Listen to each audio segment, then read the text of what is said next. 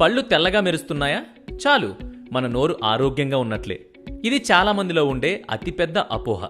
అయితే నోటి దుర్వాసన, చిగుళ్ల నుంచి రక్తం రావడం, చిగుళ్ల వాపు, బలహీనంగా వదులుగా ఉండే పళ్ళు, ఇలాంటి సమస్యలు మాత్రం పెద్దగా పట్టించుకోరు.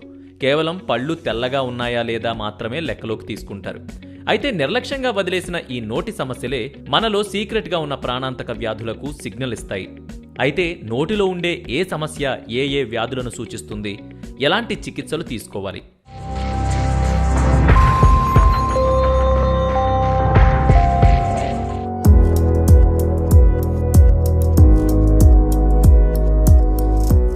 మనం బ్రష్ చేస్తుంటాం, అనుకోకుండా చిగుళ్ళ నుంచి రక్తం వస్తుంది.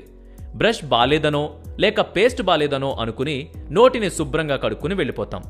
అప్పుడప్పుడు నోట్లో చిన్న చిన్న కురుపులు, పుండ్లు వస్తుంటాయి. కానీ వేడి చేసిందేమో అనుకుని నిర్లక్ష్యం చేస్తాం. కొన్నిసార్లు మన నోటి నుంచి విపరీతమైన దుర్వాసన వస్తుంది.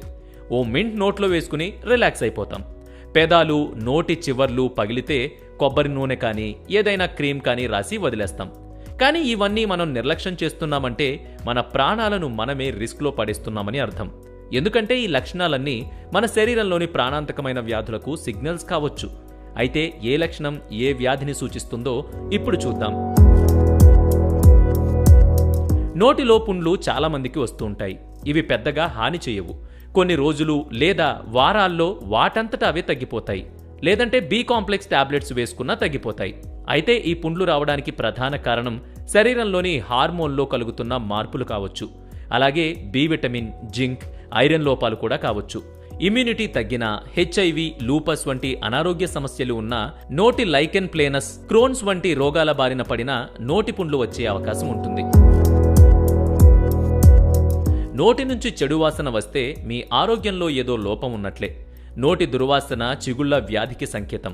ముక్కు, సైనస్, గొంతులో వాపు ఉన్నా, కడుపులో యాసిడ్ రిఫ్లెక్స్ సమస్య ఉన్నా నోటి నుంచి దుర్వాసన వచ్చే అవకాశం ఉంటుంది. కొన్ని క్యాన్సర్లు, జీవక్రియ రుగ్మతల కారణంగా కూడా నోటి నుంచి దుర్వాసన వచ్చే అవకాశం ఉంటుంది. మీ చిగుళ్ళు పసుపు రంగులోకి మారినా, బ్రష్ చేసేటప్పుడు రక్తస్రావం అవుతున్నా మీకు గుండెపోటు వచ్చే ప్రమాదం ఉంటుందంటున్నారు నిపుణులు.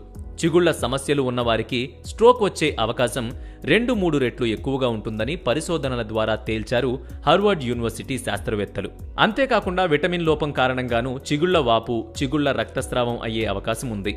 మల్టీవిటమిన్ సప్లిమెంట్స్, ఒమేగా-3, ఫిష్ ఆయిల్ తీసుకుంటే విటమిన్ లోపాన్ని తగ్గించుకోవచ్చు. మనందరి నాలుక మధ్యలో కొంచెం తెల్లగా ఉంటుంది. ఇది సాధారణమే. అయితే కొంతమందిలో మాత్రం నాలుకపై తెల్లటి, మందపాటి పూత వస్తుంది.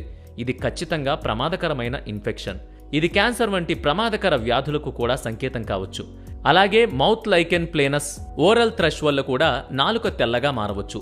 సిఫిలిస్ వంటి సమస్యలున్నా ఇలాంటి లక్షణాలే కనిపిస్తాయి.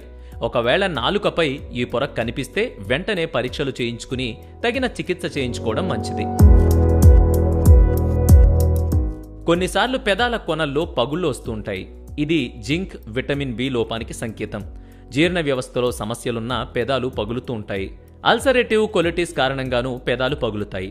పోషకాహారం తీసుకున్నా, విటమిన్ సప్లిమెంట్స్ వాడినా ఈ సమస్య నుంచి బయటపడొచ్చు. ఇది మన నోటికి, శరీరంలోని సీక్రెట్ రోగాలకు ఉన్న లింక్. మరి మీలో ఈ సమస్యలున్నాయేమో వెంటనే చెక్ చేసుకోండి. అలాగే ఈ వీడియోను మరింత మందికి షేర్ చేయండి. వే2న్యూస్ యాప్ని ఇన్స్టాల్ చేసుకోండి.